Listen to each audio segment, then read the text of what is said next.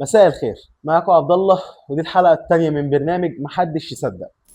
لو انت ما اتفرجتش على الحلقة الأولى اجري بسرعة واتفرج عليها علشان تعرف قصة اللحم في الطيارة وتعرف ايه اللي حصل في مطار الشارقة قبل ما نخرج منه. انما لو انت اتفرجت على الحلقة الأولى فما تنساش تنزل تحت تدوس زرار اللايك وتفعل زر الاشتراك وتفعل زر الجرس علشان يوصلك جديدنا أول بأول.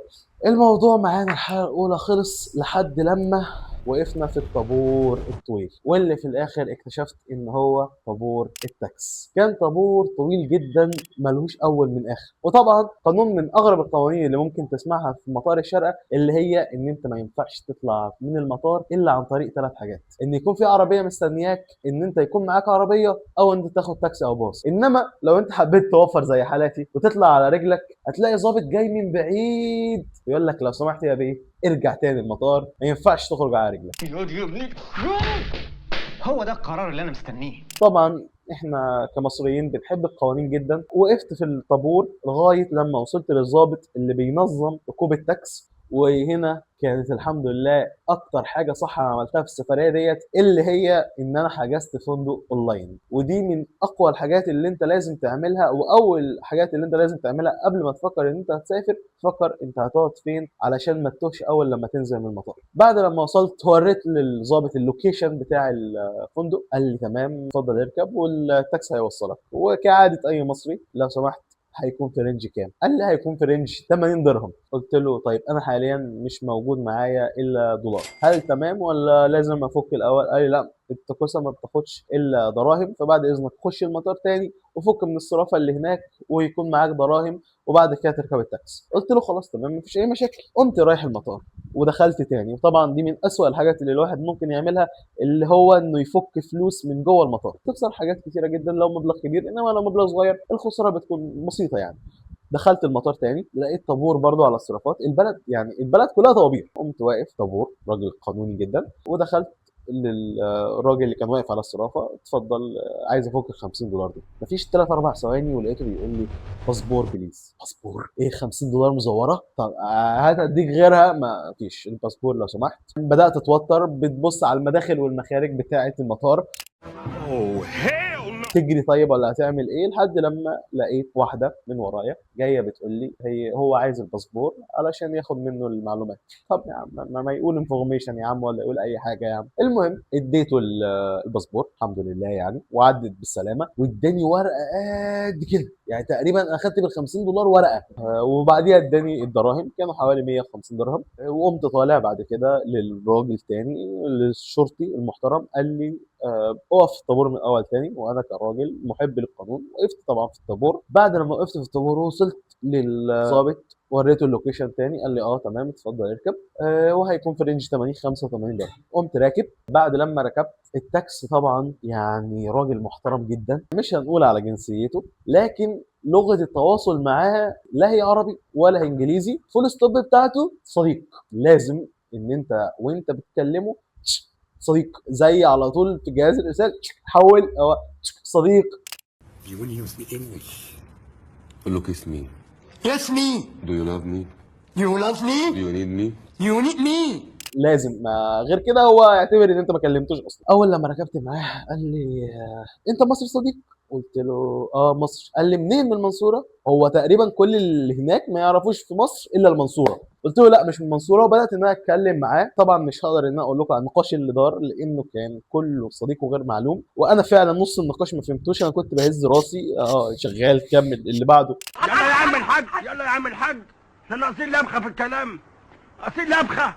لغايه لما طلعنا من المطار ودخلنا على المدينه. وهناك انا فعلا يعني صدقت مقوله ان اللي متعارف عليه في العالم ان المهندسين جم الاول وبعد كده باقي البشر. لا، في الامارات العكس. في الامارات المهندسين جواهم فيهم مهندسين معماري جه الاول، لا المهندس المدني جه الاول. حرفيا هناك بيعلوا على بعض في المباني وفي الابراج. البرج اللي اقل من 20 دور لا ده المهندس بتاعه اي كلام، ده مهندس عيان. لا لا شوف غيره. هناك حرفيا بتبدا من 20 25 دور وانت طالع. يعني تقريبا اللي هي بدايتها كانت ايه؟ واحد عمل مثلا برج 10 ادوار، اللي بعديه علق عليه 12 دور، اللي بعديه قال والله ابدا 30 دور. حاسب كده حاسب كده حاسبي كده. وهكذا الارقام فعلا خزعبليه. وشفت في شوارع الامارات حاجه ما بشوفهاش الا في مكانين، الامارات ومسلسل فاست اند فيروس. انا حرفيا شفت كميه عربيات، انا كنت ماشي اللامبورجيني تعدي من هنا، الفيراري تعدي من هنا، تسلا، هي انا راكب في تسلا اصلا. الفقير ممكن يكون معاه لكسس او مرسيدس، ده اللي هو اللي معهوش فلوس. يا دنيا، وراكيش غيري ولا ايه؟ فالامارات كانت من اجمل المدن او اجمل الدول اللي انا زرتها في حياتي، لحد لما قطع الجو الجميل ده الراجل اللي هو بيقول لي صديق وصلنا. فببص يعني وصلنا ايه؟ انا حسيت نفسي في فيلم عسل اسود، انا واقف في نص طريق، عربيات رايحه عربيات جايه، وهو بيقول لي وصلت. مش ده الفندق اللي انا، مش ده المكان اصلا اللي انا متوقع اللي انا ابقى فيه. لغايه لما جبت رقم الفندق، كلمت عليه، قلت له انا اللوكيشن اللي انتوا حاطينه غلط، وبعتوا لي اللوكيشن. وبالفعل كانوا متعاونين جدا وبعتوا اللوكيشن. لقيت ان الفرق بين المكان اللي انا فيه والفندق حوالي 5 كيلو. وطبعا انا مش همشي المسافه ديت على رجلي، فقمت قايل لصديق، قلت له بعد اذنك صديق وصلني للمكان اللي انا الجديد ده، اللي هو اللوكيشن الجديد ده. تمام. طبعا في ليله ممطره جدا والساعه كانت 12 وانا معايا شنط كتير، فانا فعلا كنت متدمر. صديق بتاعنا الجميل ده وصلنا لحد اللوكيشن وفعلا لقيت الفندق. فخرجت كامل حساب، انا مستني يقول لي 80 90 بالكتير قوي عشان 5 كيلو دي 120، لقيته بيقول لي 160. وهنا صديق تحول، ما بقاش صديق خالص، بقى عدو. وصوته بدأ يعلى، ويعني لو ما دفعتش الدنيا هتبوظ معاك، وانت بسم الله ما شاء الله يعني في دولة أول مرة تشوفها، الدنيا بتشتي الساعة 1 بالليل، هيخطفك في الشارع ولا ليك اي حد يعرف. قلت له طيب يا صديق يعني انا معيش، تاخد دولار؟ قال لي لا درهم. طبعا لغه الفهم خلاص، هو بيزعق بلغه انا اصلا مش فاهمها، وهو لو بيتكلم انجليزي بس في الفتره دي انا ما كنتش هفهمها برضه. هو انت قلت ايه انت ولا عملت ايه انت ولا؟ طب انا افك لك، اروح فين؟ من الاشاره فهمت ان هو بيقول لي امشي طوالي في يمين في شمال هتلاقي الصرافه هناك، وهي الصرافه مشهوره جدا يعني.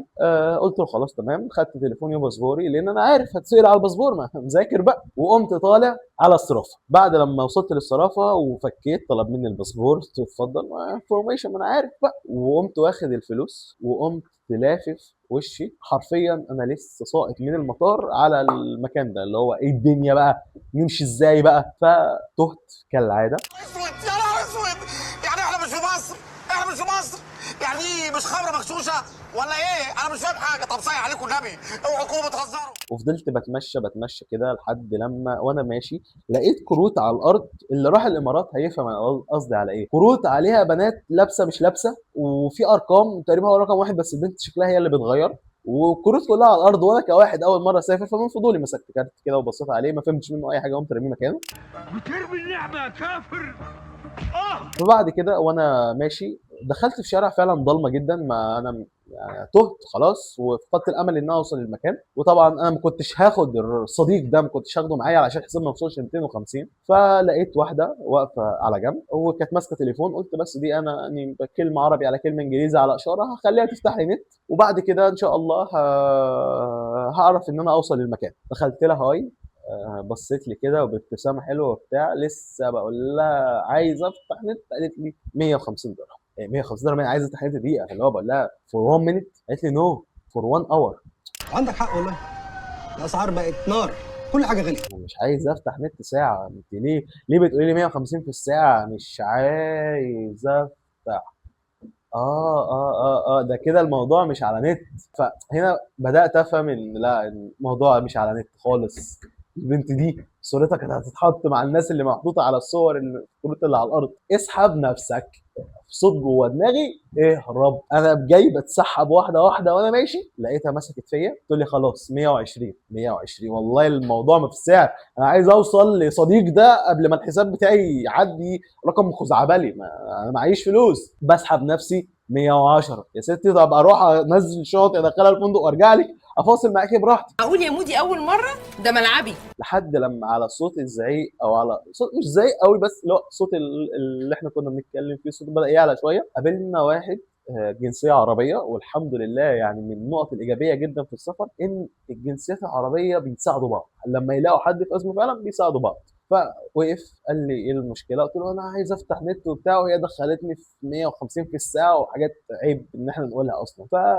قال لي خلاص كلم معاه كلمتين مشاها. قال لي ده، قال لا ده كان صاحبي هو مستنيني. وبعد كده جه فتح لي نت، وكمان وصل لغايه التاكسي معايا فعلا. احبك انا بحبك والله. انا احبك انا. طمن عليا ان انا وصلت. وبعد كده انا حسبت التاكس وبصيت ورايا ولقيت الفندق، اللي هو ما كانش فندق، هو كان مصيدة فيران. ودي كان نهايه الحلقه الثانيه معانا. لو عايز تعرف ايه اللي حصل جوه مصيدة الفيران وايه اللي حصل اصلا في السفريات اللي بعد كده وازاي وصلت للمكان اللي انا وصلت فيه، ما تنساش تدوس زرار اللايك وتفعل زر الاشتراك وتفعل زر الجرس علشان يوصلك جديدنا اول باول. كان معاكم عبد الله من برنامج محدش يصدق. سلام.